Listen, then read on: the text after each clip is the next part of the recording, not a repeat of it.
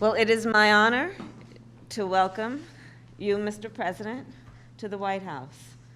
And I'm very much looking forward to our conversation today, which is a reaffirmation of the strength of the relationship between the United States and Ghana. And of course, we have deep and historical ties. Our official bilateral relationship began in 1957, but of course there are longer and longer-standing ties that connect the people of our nations. Over the years, many Americans have traveled to Ghana to remember the history of slavery and to honor their roots and understand their ancestry. And the African diaspora in the United States, including my home state of California, is significant, and our nation is stronger for it.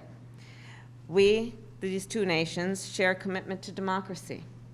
Last December, the people of Ghana voted in a free and fair election that demonstrated your nation's commitment to democratic principles and institutions. We share a view that all people must have a voice in their future, that our democracies are stronger when everyone participates and weaker when anyone is left out. We also share a commitment to global health. None of us have been immune from the ravages of the pandemic. We recognize our shared responsibility to collaborate, to share resources, to not only continue to address the effects of COVID-19, but to prepare for the next pandemics. And in that way, the United States is proud to be a member of COVAX and the African Union, and has donated more than 1.2 million doses of the Moderna vaccine to Ghana. And I'm proud to announce that we will shortly send more than 1.3 million doses of the Pfizer vaccine. Finally, we are working together to expand our economic relationship. You and I have talked about that briefly before we came in. American companies continue to ramp up in Ghana, understanding the significance of the work that they do there to America's economy, much less to the partnership between Ghana and the United States. And they do this also because they have confidence in the government of Ghana and the environment, Mr. President, that you have created, which allows for some confidence in the respect and upholding of the rule of law and human rights. And so with all of that, we look forward to continuing to work together on all of these issues, including in the context of the United Nations Security Council. And again, I am honored to formally welcome you to the White House. Thank you, Mr. President. So, Madam Vice President, first of all, I want to thank you very much for the invitation to come and have this brief visit with you. Your country is one of the most important friends of Ghana and has been right from the time of our independence. We value the relationship, and any opportunity, therefore, that we have to meet with the leaders of America, we have to take it. And that is what has brought me here to the White House. Our commitments are very much the same commitments as you have. We want to develop our nation as a democracy, as a country where freedom and the respect for human rights and the rule of law are paramount to our system of governance. Our big challenge, and it is the challenge of all those who want to develop democratic institutions on our continent, is to ensure and reassure our people that democratic institutions can be a vehicle for the resolution of their big problem, that is economic development as the means to eradicate poverty on the continent. So that's the investment that we have made, and it is an investment that you have been very supportive of, and we continue to appreciate your support. We've had some difficult times in the country recently because of the COVID, like everybody else has had.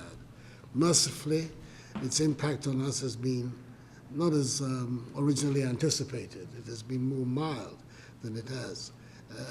Part of it is the work that the government did, and the others is the general environment in which the disease is working on the continent.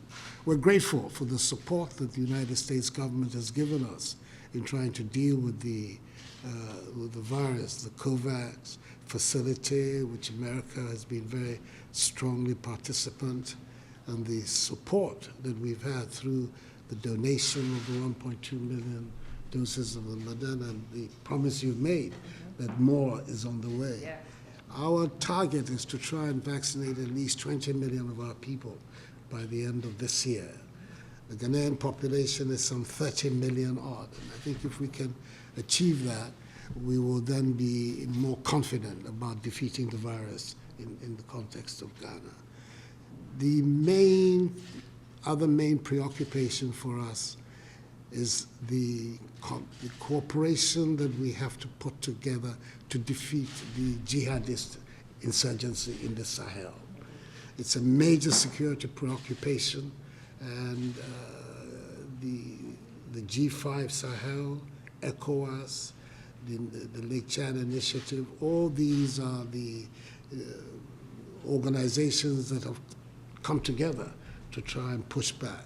I believe that's an area too where the support of the United States government, and it's important that we set out right from the beginning. We're not seeking military assistance in the form of American troops or otherwise.